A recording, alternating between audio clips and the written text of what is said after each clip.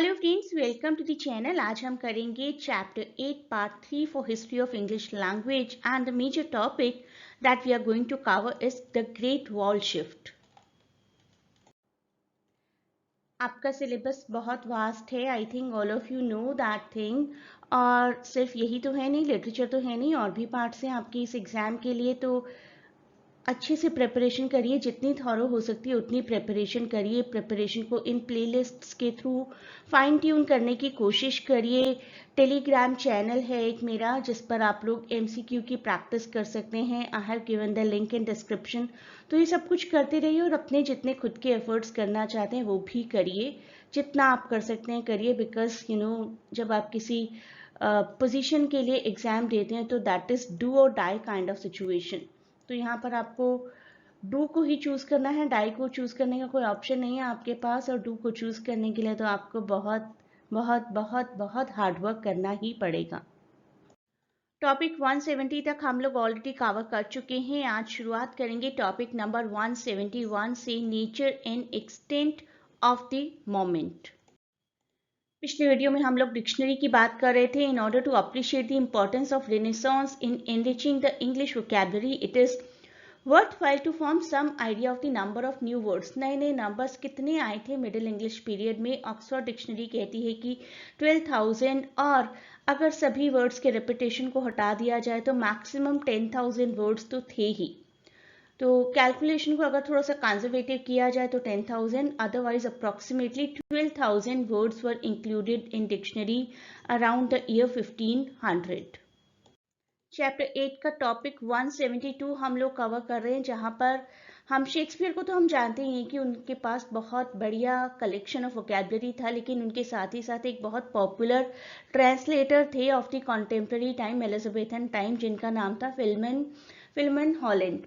फिलमन Holland एक school master थे, physician थे, ट्रांसलेटर थे, जिनको काफ़ी ट्रांसलेशन के लिए जाना जाता है। उसमें से सबसे ज़्यादा पॉपुलर है विलियम कैमडन की ब्रिटानिका। ब्रिटानिका को इंग्लिश में किसने ट्रांसलेट किया था? That can be a question. Britannica को ओरिजिनली किसने लिखा था? William Camden. That can be a question. Shakespeare ji का तो कहना ही क्या, इन्होंने बहुत से वर्ड्स और बहुत से फ्रेजेस हम लोगों को दिए हैं, और काफ़ी पॉपुलर वर्ड्स हैं जो कि हम लोग आज भी इस्तेमाल करते हैं, जैसे कि कैटेस्ट्रॉफ, क्रिटिकल, डिमॉन्स्ट्रेट। डिमॉन्स्ट्रेट देखिए कितना पॉपुलर और कॉमन वर्ड है। वी नेवर न्यू कि ये शेक्सपियर का दिया हुआ है। मेडिटेट, मॉडेस्ट, पैथेटिकल, केवेलियर, म्यूटिनी, कितने सारे वर्ड्स शेक्सपियर ने हमें प्रोवाइड किए थे। शेक्सपियर के टाइम पर प्रोनाउंसिएशन भी थोड़ी डिफरेंट थी। शेक्सपियर्स प्रोनाउंसिएशन दो नॉट ऑर्स वॉज मच लाइक ऑर्स। ऐसा नहीं है कि बहुत ही ज़्यादा डिफरेंट थी, लेकिन थोड़ी डिफरेंट ज़रूर थी। स्पेसिफिकली लॉन्ग वॉवल्स और शॉर्ट वॉवल्स में काफ़ी डिफरेंस था, right. So E was sometimes open, sometimes close. तो ओपन और क्लोज के सिंबल्स हैं, and the two sounds were still distinct in Shakespeare's day, E and long E respectively. Consequently sea जिसको कि हम CSEA और SEE, आजकल हम इक्वल प्रोनाउंस करते हैं। Sea, I went to the sea, I see you, right. लेकिन उस टाइम पर ऐसा नहीं था। अगर हम शेक्सपियर के टाइम के SEA की बात करें तो ई को ऐसा प्रोनाउंस किया जाता था जैसे कि हम एग में करते। It was say instead of C, and C is the normal C as we pronounce today, long E के साथ, long pronunciation के साथ C, and SEA was pronounced as से। आज की डेट में जब हम ये वर्ड्स बोलते हैं डीप, फील्ड, सी, क्लीन, तो देखिए ई का साउंड सिमिलर आता है, लेकिन उस टाइम पर डबल ई लिखते थे तो it was a different sound. I E लिखते थे तो डिफरेंट साउंड होता था। ई ए के केस में डिफरेंट साउंड हुआ करता था, लेकिन प्रोनाउंसिएशन आजकल लगभग आइडेंटिकल है। साउंड भी उतना इंपॉर्टेंट होता है जितनी कि ग्रामर और वोकैबुलरी होती है। Although when we do write something तो साउंड बिल्कुल भी पता नहीं चलता है। ओल्ड इंग्लिश के टाइम पर साउंड डिफरेंट हुआ करते थे, जैसे कि ओल्ड इंग्लिश बेड है, बेड को ऑल्दो साउंड सेम है, लेकिन एक वर्ड देखिए स्टोन, जिसको हम आजकल स्टोन बोलते हैं, STONE, स्टोन। लेकिन 1100 के टाइम पर स्टोन को ऐसे बोला जाता था जैसे कि ए की प्रोनाउंसिएशन होती है लॉ में। It was spoken as stan instead of stone, instead of clear O sound, it was a mixture of A and O, like law. जैसे कि law में ओ बोला जाता है, वैसे ही stone में stone बोला जाता था instead of stone. Different accent हुआ करता था उस टाइम पर. आजकल ये देखिए वर्ड्स प्रिजर्व, तो हम प्रिजर्व बोलते हुए एक्सेंचुएशन का यूज करते हैं, लेकिन उस टाइम पर एक्सेंचुएशन नहीं था. इन वर्ड्स को शॉर्ट वोवेल्स की तरह प्रोनाउंस कर दिया जाता था. Instead of preserve it was preserve. Demonstrate, demonstrate, short vowel की तरह प्रोड्यूस किया जाता था वर्ड्स को. एक्सेंचुएशन उस टाइम पर कम हुआ करता था. कुछ कॉन्सोनेंट में भी छोटे मोटे चेंजेस आए, लेकिन कॉन्सोनेंट के चेंजेस ज्यादा नहीं होते. जैसे कि एस सी का साउंड एस एच का साउंड बन गया था ओल्ड इंग्लिश से. ओल्ड इंग्लिश में स्किप बोला जाता था और मिडिल इंग्लिश में शिप बोला जाता था. और ओल्ड इंग्लिश में कैट की देखिए टी टी डबल स्पेलिंग और डबल ही साउंड आ रहा है प्रोनाउंस करते करते, लेकिन cat it was a simple single sound for all the alphabets. Bed, it simply became just bed.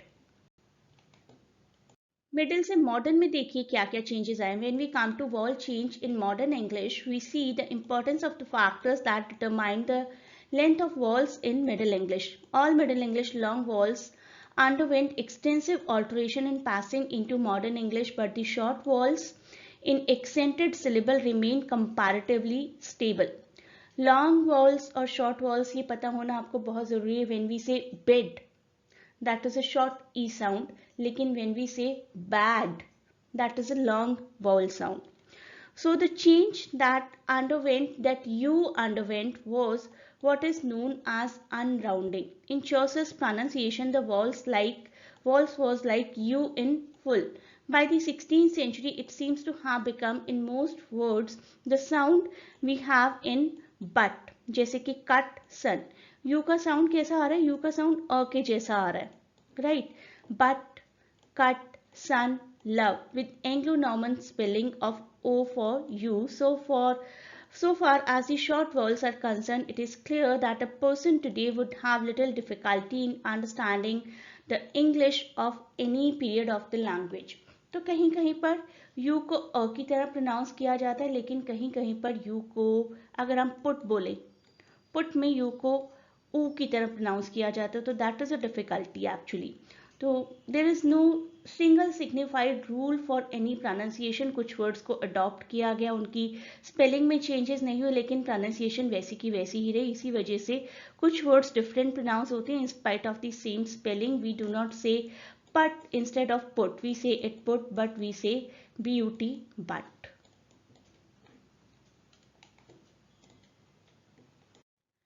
आप जानते हैं ग्रेट वॉल शिफ्ट क्या था? It was a series of changes in pronunciation of the English language that took place primarily between 1400 and 1700. Time period era आपको याद रखना है और कुछ कुछ चेंजेस देख लेते हैं कि कैसे पुराने टाइम में कुछ वर्ड्स प्रोनाउंस किए जाते थे जिनकी प्रोनाउंसिएशन धीरे धीरे चेंज हो गई. जैसे कि for example A was pronounced like A in father. A को फादर यानी कि आ की तरह प्रोनाउंस किया जाता था and not as in name. Name में हम ए को ए प्रोनाउंस करते हैं, लेकिन फादर में ए को आ प्रोनाउंस करते हैं. E was pronounced either like the E in there यानी कि ए, और द ए इन मेट. तो ई को ए और ए की तरह प्रोनाउंस किया जाता था, but not like double E in meat. E की तरह प्रोनाउंस नहीं किया जाता था. And so with the other vowels. But in 15th century बहुत बड़ा चेंज आया जिसको हम ग्रेट वॉल शिफ्ट बोलते हैं. शेक्सपियर के टाइम में देखिए क्लीन को प्रोनाउंस किया जाता था जैसे हम लेन बोलते हैं. It was pronounced as if we have written clane, not clean. और अब क्लीन किसके साथ राइम करता है? लीन के साथ. So it will be noticed that the Great Wall shift is responsible for the unorthodox use of the vowel symbol in English spelling. तो wall symbol को अलग अलग तरीके से यूज किया जाने लगा. The spelling of English had become fixed. लेकिन एक अच्छी चीज ये हुई कि स्पेलिंग फिक्स हो गई और उसके बाद से बहुत ज्यादा चेंजेस नहीं हुए हैं. धीरे धीरे अनएक्सेंटेड वॉल्स वीक होते चले गए. We do not distinguish in ordinary और rapid speech between the vowels at the beginning of ago. यहाँ भी हम अ प्रोनाउंस करें. अपॉन, यहाँ भी हम अ प्रोनाउंस करें, एंड ओपिनियन, यहाँ भी हम अ प्रोनाउंस करें। तो sound in all three words is a. Weakening especially noticeable in words from French where an accented vowel came to be unaccented in English। तो चेंजेस हम कहाँ पर सबसे ज़्यादा फील करते हैं, जबकि कोई वर्ड फ्रेंच लैंग्वेज से लिया गया, इनिशियली उसकी प्रोनाउंसिएशन डिफरेंट होती थी और इंग्लिश लैंग्वेज में यूसेज बढ़ने के बाद प्रोनाउंसिएशन डिफरेंट हो गई। फ्रेंच के कुछ वर्ड्स जिनको फ्रेंच में प्रोनाउंस किया जाता था, मूटॉन, रेजा एंड बोन्ट, इंग्लिश में उनकी प्रोनाउंसिएशन चेंज होकर हो गई मटन, रेजिन एंड बाउंटी। आप ये यहाँ पर विंडो वर्ड का भी एग्जाम्पल देखिए। पहले इस वर्ड को सिर्फ सिंपली विंडो बोला जाता था, मैं W नहीं लिख रही हूँ यहाँ पर, इट वॉज जस्ट विंडो। लेकिन इंग्लिश में चेंज होने के बाद डिप्थोंग की तरह इसको प्रोनाउंस किया जाने लगा, यानी कि लास्ट में दो साउंड्स होते थे, विंडो, तो ओ करके साउंड होता था लास्ट में, उससे पहले it was just simply window. Noun, pronoun, adjective, grammatical features में क्या क्या चेंजेस आए, that we will cover in next part of the video. तो आज की वीडियो में हमने साउंड सिस्टम की ज़्यादा बात की, नेक्स्ट पार्ट में हम ग्रामेटिकल फीचर्स की बात करेंगे। Next topic will start from the noun. I know आप लोग बहुत अच्छे से अपनी प्रिपरेशन कर रहे हैं, प्रिपरेशन को थोड़ा सा और फाइन ट्यून करिए ये टेलीग्राम चैनल ज्वाइन करके, जहाँ पर कि आपको रेगुलरली MCQs की प्रैक्टिस करवाई जा रही है। तो ये चैनल ज्वाइन करिए, लिंक डिस्क्रिप्शन में दिया गया है। प्लेलिस्ट के बारे में भी आप लोग जानते हैं, poetry, short story, play, novel, essay, history, इन सभी टॉपिक्स की प्लेलिस्ट हैं। ये सभी टॉपिक्स देखिए, रिलेटेड MCQs भी दिए गए हैं और बाद में डिटेल्ड लेवल पर MCQ की प्रैक्टिस भी करवाई जाएगी, लेकिन वो तभी बेनिफिशियल होगा जबकि आप ये पूरी प्लेलिस्ट्स देख चुके हों। चैप्टर 8 काफ़ी बड़ा रहा है, कई पार्ट्स में हमें डिवाइड करना पड़ा। चैप्टर 8 का नेक्स्ट पार्ट हम जल्दी ही कवर करेंगे और उसके बाद बहुत ज़्यादा चैप्टर्स नहीं बचे हैं, 9, 10, 11। हिस्ट्री को हम बहुत ही जल्दी फिनिश कर लेंगे and then we will move to the MCQs of history.